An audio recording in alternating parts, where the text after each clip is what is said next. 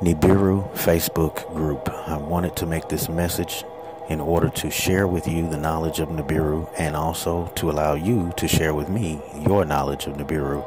This Facebook group is for all of those that have knowledge of Nibiru and what it is, even from an ancient Sumerian standpoint or just a New Age perspective, being that people only call Nibiru a lot of times Planet X, not knowing that Planet X is Nibiru from the ancient Sumerian cosmology and knowledge and records that they kept, the tablets, the Sumerian tablets, the Enuma Elish, Atrahasis, the Gilgamesh epics. All of these are ancient Sumerian tablets, which their knowledge in their culture led back to them knowing about gods that came to them known as the Anunnaki, and the Anunnaki came from a planet known as Nibiru. So what I want to let you know is that Nibiru is a extraterrestrial origin. It's a extraterrestrial planet. It is a extraterrestrial God-carrying phenomenon. It is a ancient phenomenon before there was a Noah, before there was an Adam, before there was a Jesus Christ thought about on earth. The reason for all of these things originate from Nibiru.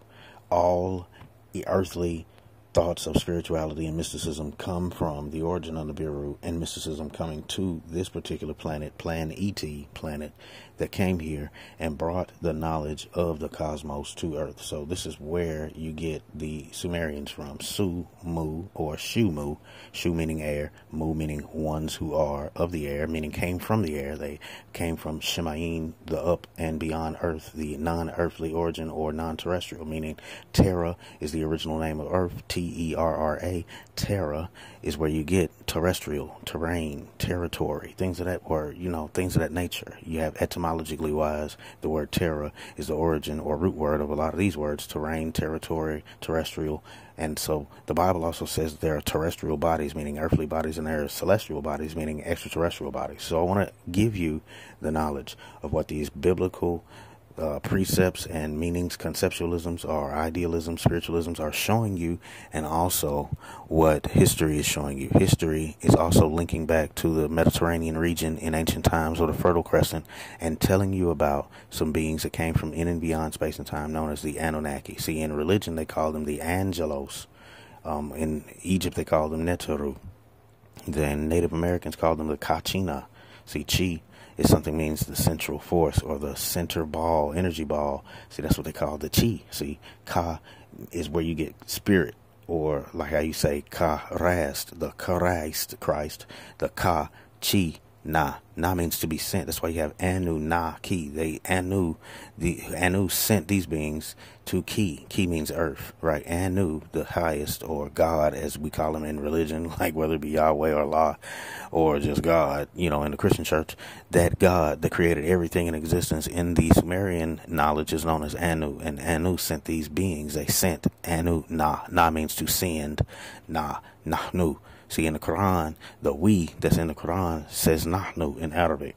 So the Na part of Nahnu is where you have in Anu-Na, Ki. Na means to be sent. Anu-Na, Anu sent to Ki. Anu-Na-Ki. Anu, God sent these beings to Ki, to Earth. These were ancient extraterrestrial beings. So what I want to tell you is that these beings, the Anunnaki, are the messengers as well as pilot guides of this planet ship that is known as Nibiru. In Egypt, it was known as Neb-Heru, the house of the sun or tabernacle of the sun, which is traveling through the universe. And it came in counterclockwise into our solar system. And also it counted 7 within ours. While 7 is 7 within our solar system, it counted the planets, the celestial bodies from Pluto inward in our solar system. The 7th planet is Earth. So it came to Earth because the number 7 inward counterclockwise would have been Earth that it came to. So that's the reason why Nibiru has a connection to Earth, is because it was a destination stop and a bumping place that created the moon and also the inner Earth, which is called Shambhala or Argata, the hollow Earth, and has a central sun of magnetism and reverse ball energy, which is inside of our planet.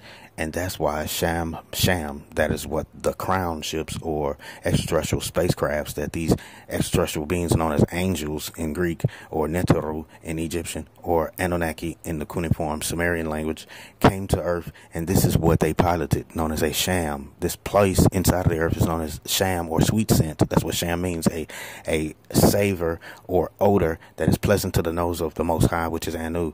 Sham, Bala, sham, the sweet of the sweet scent of Allah. In Shambhala is the inner earth, and it's the name of the central city in ancient Argata, which is the real name of the whole complete system of the subterranean hollow earth, was known as Argata. So the central city, or the chief capital city of the hollow earth subterranean world, is known as Shambhala. So Shambhala is also known as the Tuat to the ancient Egyptians. It was the underworld. If you look up under the pyramid, it's a shaft that leads down into the earth, which they cut off and don't show you where it's leading to.